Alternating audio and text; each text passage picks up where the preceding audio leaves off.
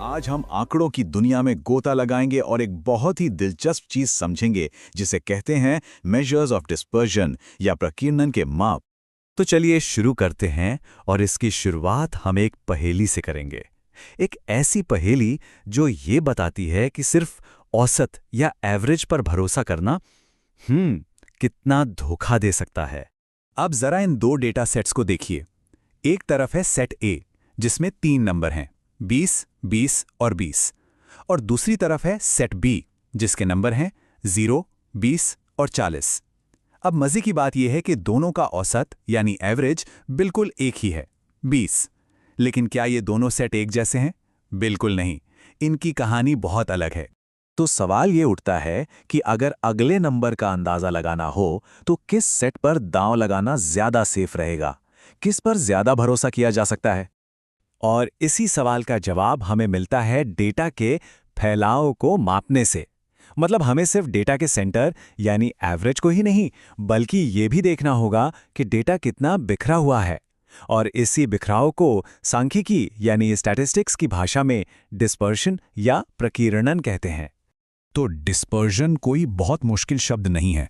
इसका सीधा सा मतलब है बिखराव, यानी किसी डेटा सेट में नंबर्स एक दूसरे से कितने दूर दूर या कितने पास पास हैं।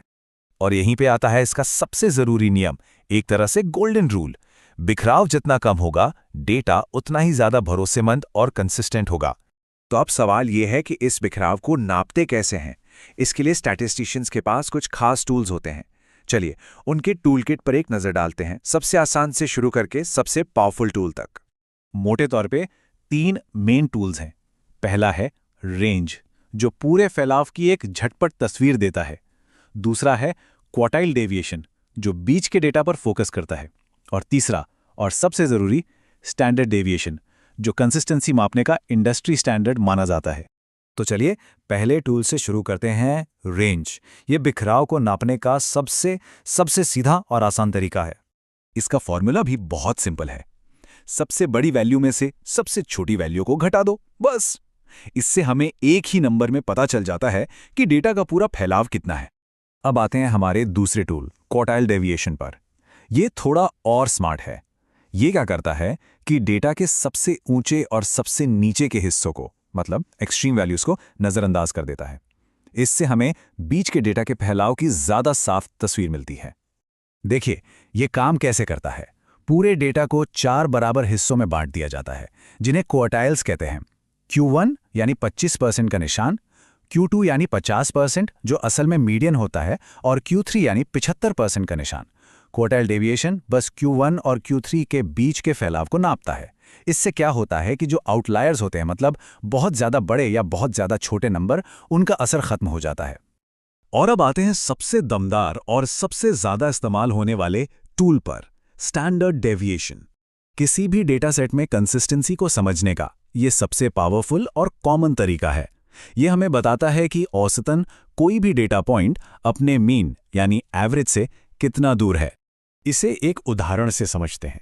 मान लीजिए किसी डेटा सेट का स्टैंडर्ड डेविएशन 2.9 है।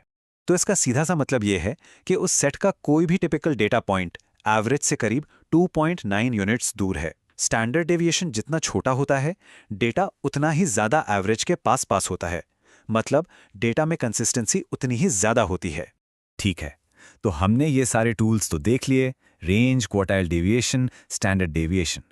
लेकिन असली सवाल ये है कि असल जिंदगी में इस बिखराव को नापने की जरूरत ही क्या है? ये इतना जरूरी क्यों है?